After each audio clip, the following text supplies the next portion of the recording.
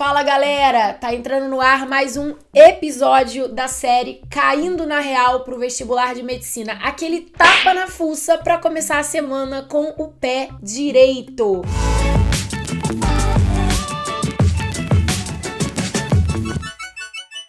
Galera, o que eu vim conversar hoje com vocês sobre revisões e memória.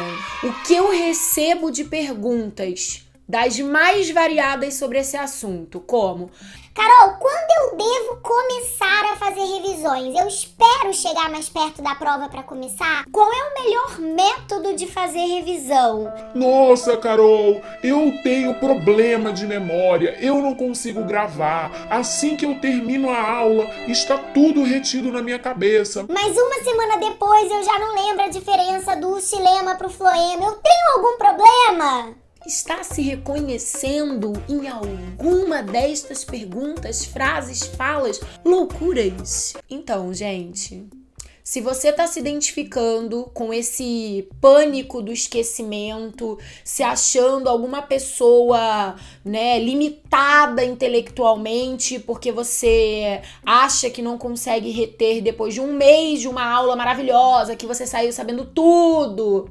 consistentemente aqueles conteúdos, eu tenho uma notícia maravilhosa pra te dar. Você não tem problema nenhum. Isso vai acontecer com todo mundo. Você já ouviu falar de uma tal de curva de Ebbinghaus? Já ouviu? É a tal da curva do esquecimento, que mostra que exatamente no minuto que termina uma aula maravilhosa, incrível, que a Carol te deu, você grava 100% dos conteúdos. Se eu te perguntar o que de mais importante você aprendeu na aula, tá tudo na ponta da língua. Mas se você nunca mais voltar a ter contato com aquele assunto, mais ou menos um mês depois, você tem cerca de 20% daqueles conhecimentos retidos. 20%! Ou seja, se você fosse fazer uma prova com 10 questões relacionadas ao assunto daquela aula incrível, que você saiu sabendo tudo, você provavelmente erraria 8 das 10 questões. Eu tô passada, chocada. Meu Deus! E isso é absolutamente normal. Estudos neurocientíficos mostram que a nossa memória, ela é uma memória que só consegue ser transferida para longo prazo. Uma informação, ela só consegue fazer parte do nosso arsenal de memória fixa, que também é chamada de memória de longo prazo, que é a memória que te interessa reforçar para chegar lá no final do ano, lembrando da aula que você teve em fevereiro e mandar muito bem nas provas. Você precisa de duas ações. Tem duas formas de você reter memória fixa, memória de longa duração. Primeira ação: impacto emocional. Se você me perguntar assim: Carol, você sabe me descrever o primeiro dia que você pegou seu filho no colo? Gente, a emoção desse momento, ela é tão grande pra mim que eu não só sei te descrever cada coisa que aconteceu nesse dia, como eu sei descrever o cheiro que o ar tinha, a temperatura que o dia tinha, sabe? O brilho do olho do meu filho. Eu consigo lembrar de cada micro detalhe, porque aquilo foi de um impacto emocional que realmente faz daquele momento único, inesquecível. Assim como tem os impactos emocionais traumáticos, que também são super marcantes pra gente. Então, por exemplo, teve um dia que, sei lá, meu pai sofreu um acidente de carro. Nada demais, tá, gente? Ninguém morreu, graças a Deus tá todo mundo bem, amém. Mas esse dia fica na nossa memória. Você lembra onde você tava, a roupa que você tava, quando o telefone tocou e sua mente deu a notícia e você saiu correndo e aí você ligou pro táxi e o moço do táxi tava vestindo uma camisa vermelha. Você lembra tudo com muitos detalhes. Aí você vai falar pra mim: pô, Carol, mas era exatamente essa memória que eu precisava para lembrar os micro detalhes de todas as formas de raciocinar análise combinatória. E eu não lembro. De vez em quando eu troco, eu esqueço que tem um macete, que tem um negócio. Por quê? Porque dificilmente numa aula de matemática, de física, de história, você vai conseguir gerar um impacto impacto emocional, seja ele positivo ou traumático ou negativo, a ponto de despertar uma memória de longa duração. Putz, Carol, então já entendi que a ação número 1, que é impacto emocional, pro dia a dia, pros estudos comuns, não é a coisa mais normal de se acontecer. Pois é, então o que me sobra? Ação número 2, repetição. Sabe aquela musicazinha que a mãe da gente cantava quando a gente era pequenininha? Boi, boi, boi, boi da cara. Verde, azul, rosa choque ou preta. Preta! Todo mundo sabe que é preta. Ganhou R$1 milhão! E aí eu te pergunto, tem alguma mágica na música do Boi da Cara Preta para que a gente não tenha dúvida, a gente saiba rápido e prontamente que a cara do boi é preta? Não, gente, não tem mágica nenhuma. O que tem é repetição. Você gostando ou não gostando dessa música, você já ouviu esse diabo dessa música tantas vezes ao longo da sua vida que esse troço ficou retido na sua memória de longa duração. Então, repetição é uma estratégia que funciona muito. E é justamente aí que entram as revisões. As revisões, elas fazem parte da sua estratégia fundamental de um estudo de sucesso.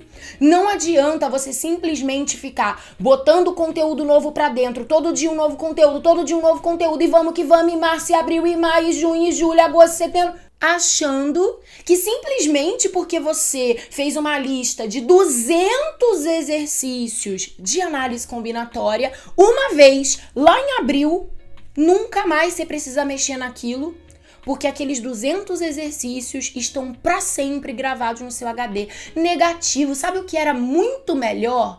Era muito melhor lá em abril, ao invés de ter feito 200 exercícios de análise combinatória, de repente você ter feito 100 e guardado os outros 100 para ir fazendo de forma diluída ao longo do ano, refrescando de tempos em tempos a sua memória. Cada revisão é um frescor, é um pico de retenção na tal da curva de Ebbinghaus. Cada vez que você entra em contato de novo com aquele mesmo conteúdo, você reacende a curva de retenção de memória. Então isso é muito importante. Carol, então me conta, vai, me conta, porque eu já sei que o segredo desse vídeo é a melhor técnica de revisão. Qual é o segredo? Então, vamos lá. Vou fazer você raciocinar com... Deu ruim. Vamos lá então, eu vou fazer você raciocinar comigo. Tem muitas formas de revisão. Você pode revisar pelo livro, você pode revisar pelo caderno, aquele que você anota tudo que seu professor fala, vírgula por vírgula, cada respiração durante a aula. Você pode revisar através de resumos que você constrói com as suas próprias palavras depois de uma boa aula assistida. E você pode revisar através de exercícios. Eu vou te falar vantagens e desvantagens de cada um dos 4 métodos. E aí, juntos, nós vamos chegar no melhor método de revisão, a melhor técnica de revisão e, consequentemente, de memorização de longo prazo. Qual é o problema de você revisar através de livros? Gente, o volume de conteúdo, as 1.500 páginas de conteúdo que você tem num livro, considerando que você tem que estudar biologia, química, matemática, física, história, geografia, impossível! Você vai dar conta de revisar isso quando? Sabe aquelas balelas que você fica assistindo aí aos montes em vídeo do YouTube? Melhores formas de memorização. Reestude toda a aula assistida no mesmo dia da aula pela primeira vez. Depois, reestude tudo de novo 24 horas depois. Depois, reestude pela terceira vez, uma semana depois. Reestude tudo de novo, um mês depois. Reestude tudo de novo, várias vezes de novo a cada mês. Tu sabe que a minha alma sai do corpo. Cara, isso não foi feito pro vestibulando de medicina, meu amor. Isso foi feito por uma outra pessoa que tá estudando por uma outra prova, que tá vivendo talvez num outro planeta. Fala a verdade pra mim. Escreve aqui nos comentários pra mim. Alguma vez essas técnicas bonitinhas de estudo deram certo pra você? Jura pra mim que você consegue manter em dia cada capítulo de biologia, cada capítulo de física, geografia, português e o cacete A4 reestudados no primeiro dia, na primeira semana, no primeiro mês e assim todo mês? Duvido. Aliás, tentando levar esse protocolo ao pé da letra, o famoso perfeito, na maioria das vezes tu já chutou o pau da barraca, foi há muito tempo. É verdade. Então, o que eu considero como mais eficiente é que você vá diluindo a coisa. E é aí que fazer revisão por livro começa a atravancar o meio de campo. Porque é tanto volume de conteúdo que você se perde no meio dessa revisão. Imagina reler todo o capítulo de, sei lá, biologia molecular. Surreal, cara. Sem contar que no meio daquela densidade com que o conteúdo foi explorado no livro, tem um monte de coisas ali que não são efetivamente as mais importantes, porque não são os assuntos mais recorrentes no vestibular, não estão contemplando os tópicos verdadeiramente mais relevantes que você precisa manter na sua memória de longa duração. Então, o livro é uma ferramenta excelente de estudo primário, mas para revisões vai deixar a desejar. Aí a gente vai pro caderno. Se você é esse tipo de aluno que eu brinquei, que escreve até a respiração do seu professor, seu caderno deve ser uma bíblia, tão bíblia quanto o livro. Então também, se você for entrar nessa de reler, de tempos em tempos, tudo que você anotou no seu caderno, eu não tenho dúvida que você também vai se enrolar e vai acabar em algum momento desistindo de dar conta de manter o frescor das revisões do caderno de aula. Aí a gente vai para a terceira opção, que é o resumo. Se você já aprendeu verdadeiramente a fazer resumo, base de resumo, não é vídeo de resumo não, aliás, se você quiser que eu faça um vídeo sobre resumos, também deixa aqui nos comentários, escreve assim, ó, Carol, vídeo de resumos, pelo amor de Deus, e aí eu volto pra fazer um vídeo pra vocês. Mas se você sabe as duas bases elementares de um resumo, tópicos e palavras-chave. Nada de textão, nada de um monte de milhões de explicações. Senão o resumo vira caderno que vira livro e não serve do mesmo jeito. Se você faz aqueles resuminhos bem mapinhas mentais, bem tópicos, setas, palavras-chave, só os conteúdos mais relevantes, estudar por resumo pode ser uma boa opção, sim. Mas resumo.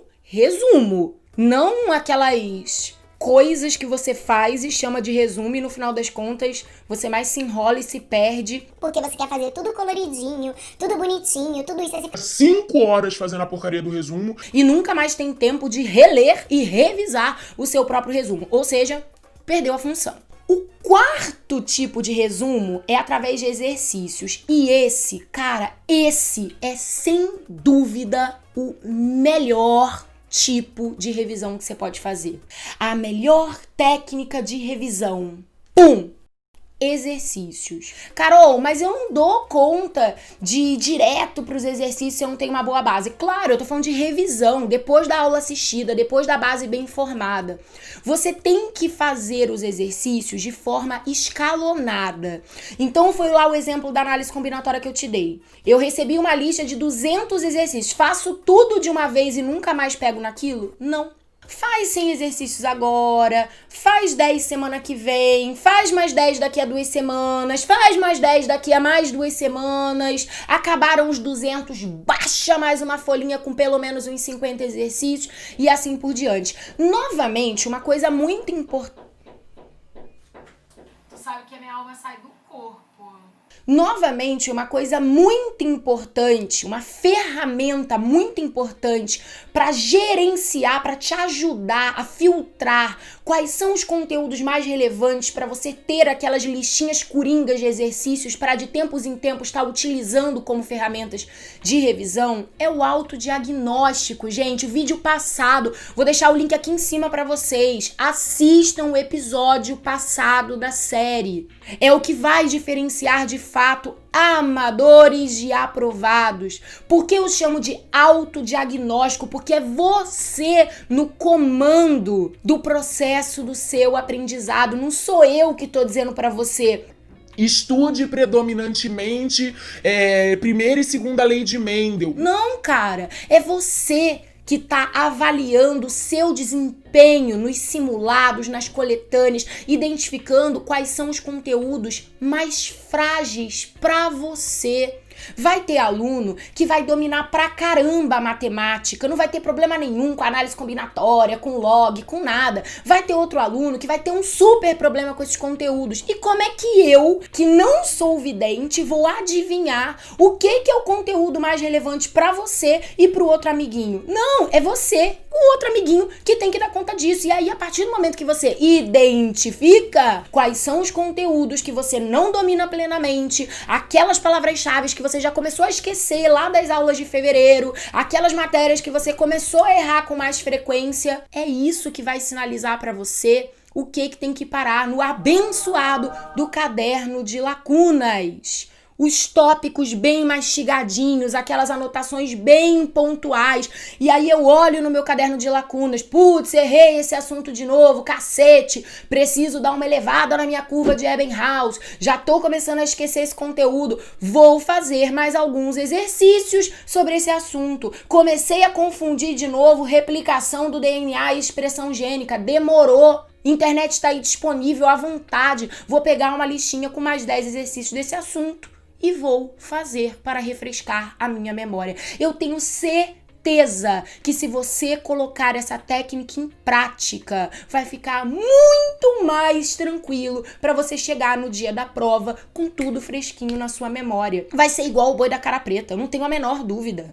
Vai dar bom, não tem erro. É impacto emocional ou repetição. Revisões bem feitas, com ferramentas bem feitas. Gente, não tem segredo, tem ralação, tem trabalho árduo, tem sair da zona de conforto. Ninguém vai fazer isso por você, ninguém. Eu tô vindo aqui meter o dedo na ferida, mas quem está totalmente protagonizando essa história é você. E eu vou te falar olhando no seu olho, é possível. Se foi possível para centenas de alunos que passaram pela história do Foco Medicina nos últimos anos e hoje estão cursando medicina nas suas universidades do sonho, por que não é possível para você? Aqui não é uma escola de gênios. A gente transforma alunos comuns em estudantes aprovados de alta performance e usando esse tipo de estratégia que eu tô vindo compartilhar com você. Não tem segredo, tem ferramentas,